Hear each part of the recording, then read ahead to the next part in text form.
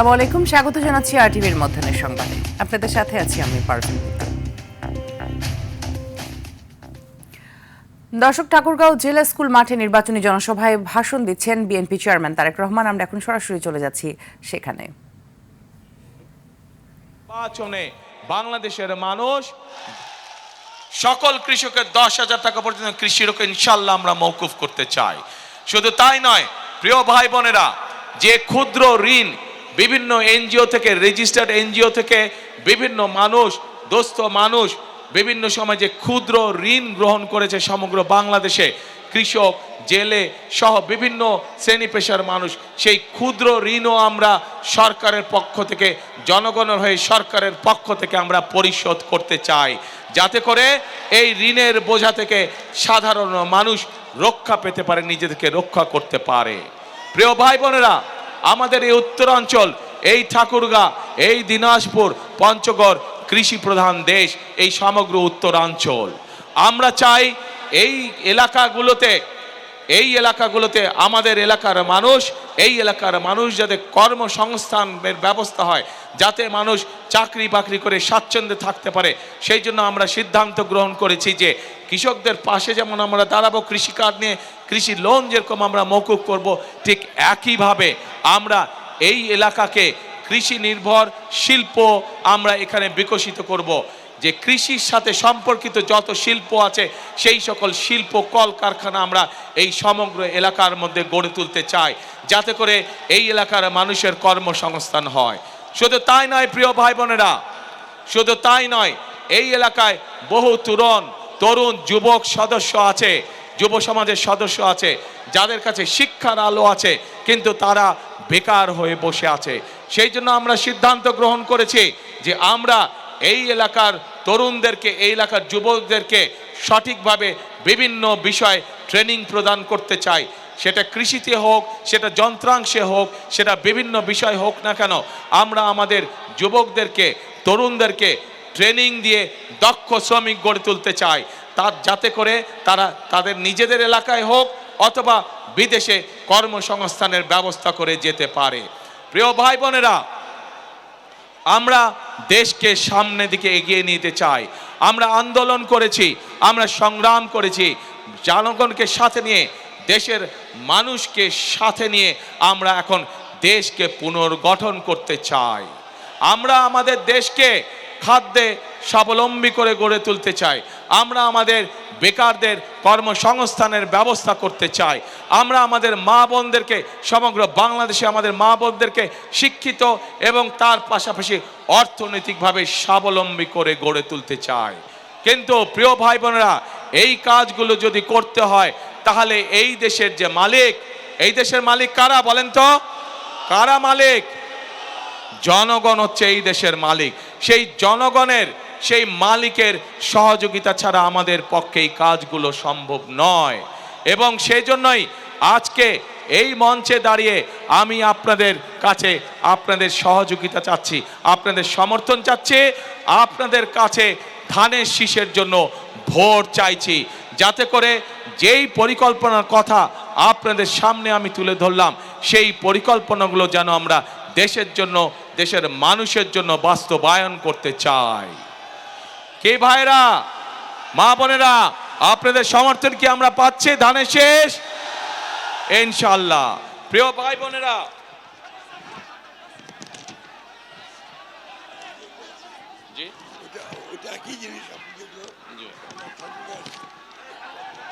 প্রিয় ভাই বোনেরা, এইখানে এই এলাকার মানুষের অনেকগুলো দাবি আছে। আমি আপনাদের সামনে, আমার সামনে যেই দাবিগুলো আছে সেইগুলোর ব্যাপারে, কয়েকটির ব্যাপারে আমি আপনাদের সাথে আলোচনা করতে চাই। আমরা পঞ্চগড় এবং ঠাকুরগাঁয় যে চিনি কল আছে, যে রেশম কারখানা আছে, পঞ্চগড়ে যে চা শিল্প আছে, এই শিল্পগুলোকে আবার আমরা গড়ে তুলতে চাই, যাতে করে এই এলাকার মানুষ বেকার না থাকে, যাতে করে এই এলাকার মানুষ কর্মসংস্থানের মাধ্যমে হালাল রুজি করে বেঁচে থাকতে পারে। প্রিয় ভাই বোনেরা, আমরা ঠাকুরগাঁয় ক্যাডেট কলেজের একটি দাবি আছে, এই দাবিটি আমরা চেষ্টা করব ইনশাআল্লাহ বাস্তবায়ন করার জন্য। প্রিয় ভাই বোনেরা, আগেই বলেছি আমি যে স্থানীয় যে কৃষিজাত পণ্য আছে, এই পণ্যগুলো অনেক সময় কৃষক ভাইদের জন্য সমস্যা হয়ে যায়, এই পণ্যগুলোকে তারা ঠিকভাবে প্রিজার্ভ করতে পারে না। সেই জন্য এই সমগ্র এলাকায় ঠাকুরগাঁ সহ পঞ্চগড় সহ দিনাজপুর এলাকায় আমরা বিভিন্ন জায়গায় যেখানে যেখানে প্রয়োজন আমরা কৃষকদের উপযোগী করে হিমাগার তৈরি করতে চাই, যেন তারা তাদের উৎপাদিত পণ্য সঠিকভাবে সংরক্ষণ করতে সক্ষম হতে পারে। প্রিয় ভাই বোনেরা, এই এলাকায় বহু শিক্ষিত যুবক আছে যারা আইটিতে কাজ করে থাকেন। সেই জন্য আমরা এই এলাকায় কৃষিকে যেরকম জোর দিব, কৃষির সাথে সম্পর্কিত শিল্প এই এলাকায় বহু শিক্ষিত কারখানা যেমন গড়ে কৃষিকে যেরকম জোর দিব, কৃষির সাথে সম্পর্কিত শিল্প কারখানা যেমন গড়ে তুলব, একইভাবে যারা আইটিতে কাজ করে তাদের জন্য আইটি পার্ক বা আইটি হাব আমরা গড়ে তুলতে চাই, যাতে এলাকার ছেলেরা এলাকা থেকেই তারা তাদের কর্মসংস্থানের ব্যবস্থা করতে পারে। প্রিয় ভাই বোনেরা, এখন মানুষ চিকিৎসা থেকে বঞ্চিত হয়েছে। প্রিয় ভাই বোনেরা, আমরা বাংলাদেশের মানুষের কাছে গ্রামে গ্রামে বিশেষ করে মা বোনদের জন্য এবং শিশুদের জন্য চিকিৎসা ব্যবস্থা নিশ্চিত করতে চাই, এবং সে কারণে আমরা সিদ্ধান্ত গ্রহণ করেছি যে ইনশাআল্লাহ বিএনপি আপনাদের ভোটে আল্লাহর রহমতে সরকার গঠন করলে আমরা হেলথ কেয়ারার নিযুক্ত করব, যাদের দায়িত্ব হবে গ্রামে গ্রামে গিয়ে মা বোনদের এবং শিশুদেরকে ঘরে বসে চিকিৎসা সুবিধা প্রদান করা, এবং একই সাথে এই এলাকার মানুষ যাতে আরো ভালো চিকিৎসা পায় সেই জন্য মেডিকেল কলেজের যে দাবিটি আছে ইনশাআল্লাহ সেটিও আমরা বাস্তবায়ন করব। প্রিয় ভাই বোনেরা, এই এলাকার মানুষ যাতে উচ্চ শিক্ষায় শিক্ষিত হতে পারে এবং নিজেকে গড়ে তুলতে পারে, তার জন্য পাবলিক ইউনিভার্সিটির একটি বিষয় আছে, সেই বিষয়টিকে ইনশাআল্লাহ আমরা দেখব। কিন্তু প্রিয় ভাই বোনেরা, এখন যেই আসল কাজটি, সেই কাজটি হচ্ছে এই যে আপনাদের সামনে কথাগুলো আমি তুলে ধরলাম, এই কাজগুলো যদি আমাদেরকে সম্পূর্ণ করতে হয় তাহলে আমাদের একার পক্ষে করা সম্ভব না। আমাদেরকে আপনাদের সহযোগিতা প্রয়োজন, আপনাদের দোয়া প্রয়োজন, আপনাদের সমর্থন প্রয়োজন, আপনাদের ভোট প্রয়োজন। ভাই বোনেরা, আজ আমি ঠাকুরগাঁ, দিনাজপুর, নীলফামারী সমগ্র এলাকার এই বৃহত্তর এলাকার মানুষের কাছে, ভাই বোনদের কাছে, মা বোনদের কাছে আজকে আমি এসেছি ধানের শীষের পক্ষে ভোট চাইতে। আপনারা যদি আমাদের হাতকে শক্তিশালী করেন, আপনারা যদি আমাদেরকে সমর্থন দেন, ইনশাআল্লাহ অতীতে যেমন বিএনপি সকল সময় আপনাদের পাশে ছিল, এলাকার উন্নয়নের জন্য কাজ করেছে, মানুষের দুঃখ ঘুচানোর জন্য কাজ করছে, ইনশাআল্লাহ ভবিষ্যতেও আমরা একইভাবে আপনাদের পাশে থাকব, একইভাবে এলাকার উন্নয়নের কাজ করব, একইভাবে আমরা এলাকার মানুষের দুঃখ ঘোচানোর কাজ করব। প্রিয় ভাই বোনেরা, আজ এটি নির্বাচনী জনসভা।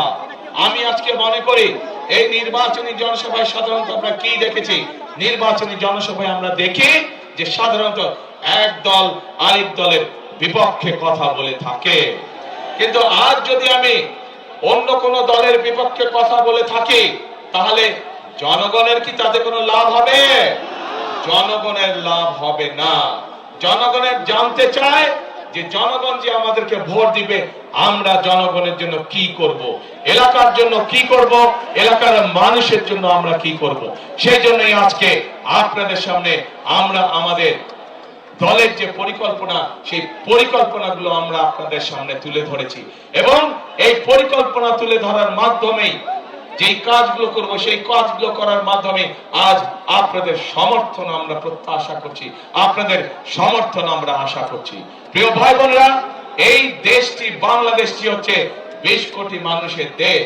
আমরা সকল সময় একটি কথা বিশ্বাস করি, দেশনেত্রী বেগম খালেদা জিয়া এত নির্যাতনের পরেও উনি একটি কথাই বলতেন যে এই দেশই হচ্ছে তার প্রথম এবং তার শেষ ঠিকানা। বিএনপির প্রত্যেকটি নেতাকর্মী, শহীদ জিয়ার প্রত্যেকটি সৈনিক খালেদা জিয়ার প্রত্যেকটি সৈনিক বিশ্বাস করে যে বাংলাদেশই হচ্ছে তার প্রথম এবং বাংলাদেশী হচ্ছে তার শেষ ঠিকানা। কাজে প্রিয় ভাই বোনেরা, এই দেশ আমরা বিশ্বাস করি জনগণই সকল ক্ষমতার উৎস, এবং যেহেতু আমরা বিশ্বাস করি জনগণই সকল ক্ষমতার উৎস, সেই জন্য আমরা জনগণের সামনে এসে দাঁড়িয়েছি। জনগণের সমর্থন নিয়ে, জনগণের ভালোবাসা নিয়ে, জনগণের শক্তিতে আমরা বাংলাদেশকে পুনর্গঠন করতে চাই।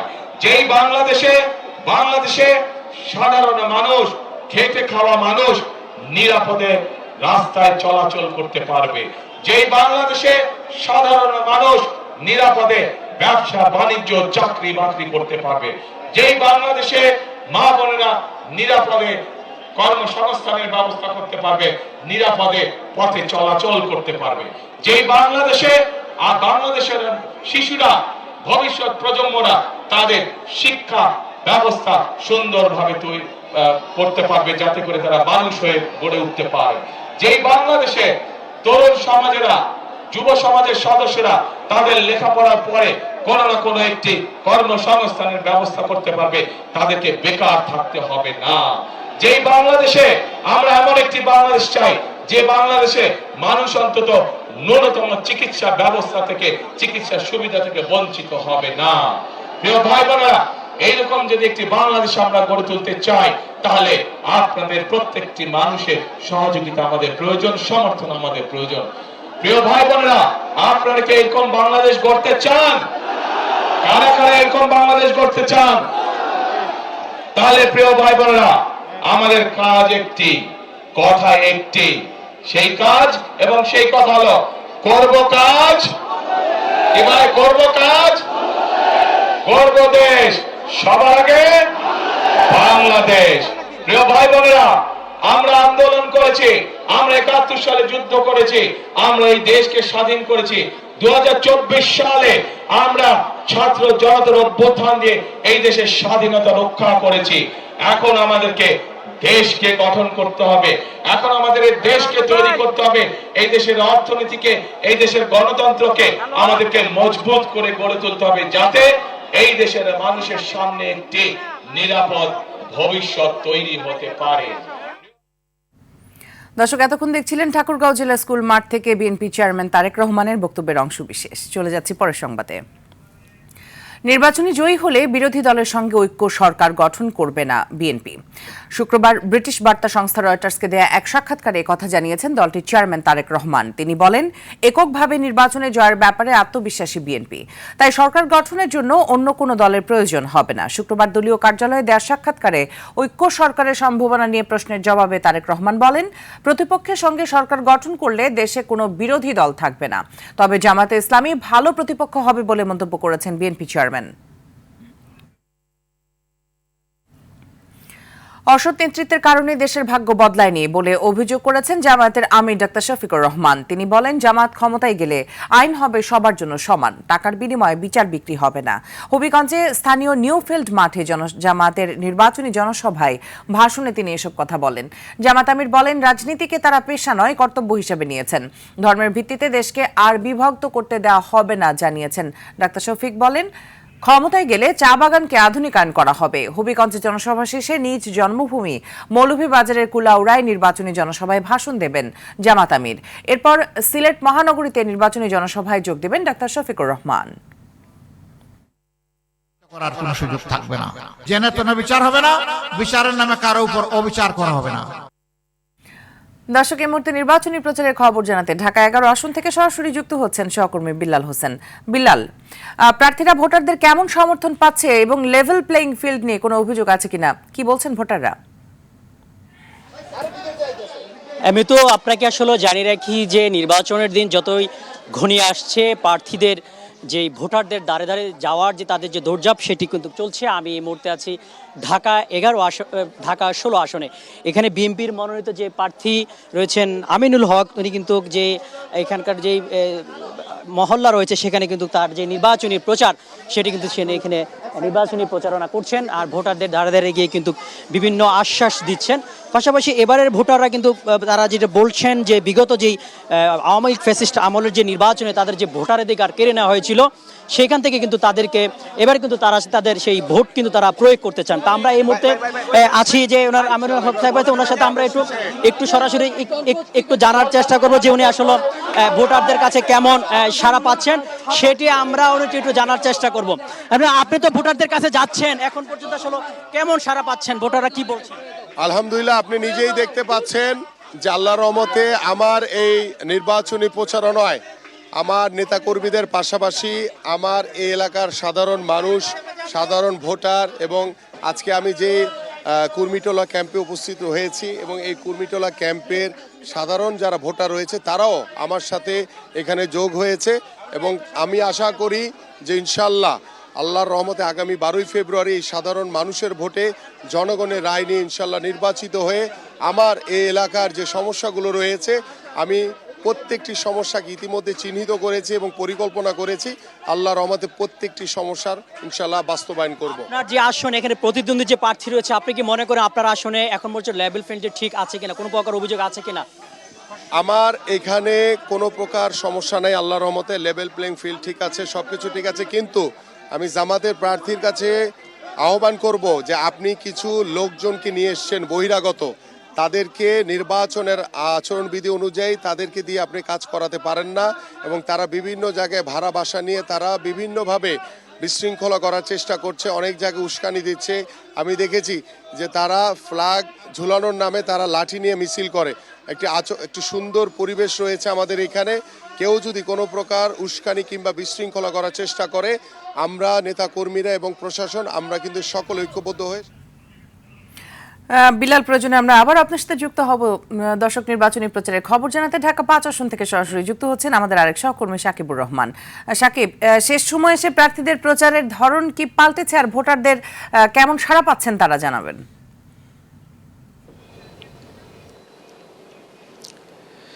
মিতু, আসলে ধরন কিন্তু বারে বারে পরিবর্তন হচ্ছে, বিভিন্নভাবে প্রার্থীরা প্রচার প্রচারণা করছে। আজকে ঢাকা 5 আসনে বিকেল 4টা থেকে সমাবেশ হবে, মিছিল করবে, কিন্তু তার আগে যে কর্মী সভা সেটি এখন হচ্ছে।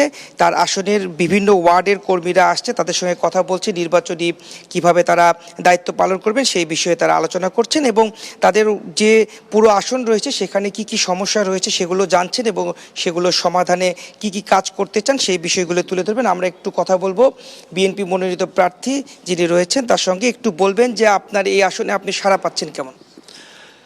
আমার এই আসনে সাড়া পাচ্ছি ব্যাপক, কারণ আমি এলাকার সন্তান, এলাকার স্থানীয় বাসিন্দা। আমি সেই তরুণ বয়স থেকেই এই ঢাকা 5 আসনে আমার রাজনৈতিক প্রায় 45 বছর বয়সে, রাজনীতির বয়স 45 বছর বয়সে আমি সবার সাথে একটা সম্পৃক্ততা রেখেছি রাজনীতি করতে গিয়ে। কাজে জনগণ আমাকে অত্যন্ত ভালোবাসে। এলাকার জনগণ একটা পরিবর্তন চেয়েছিল, সেই পরিবর্তনের হাওয়া বইছে। ইনশাল্লাহ এই এলাকার জনগণ আমাকে ভোট দিয়ে জয়যুক্ত করবে এবং এই এলাকার যে সমস্যাগুলি আছে, যেমন এই এলাকায় কোনো ইউনিভার্সিটি নাই, কোনো মেডিকেল হসপিটাল নাই, কোনো খেলাধুলার মাঠ নেই, কোনো দর্শক, সাকিব যুক্ত ছিলেন নির্বাচনী প্রচারণার খবর নিয়ে। দর্শক, মধ্যাহ্নের সংবাদ এ পর্যন্তই। দুপুরের সংবাদ বেলা 1:45টায় দেখার আমন্ত্রণ রইল। ধন্যবাদ সবাইকে।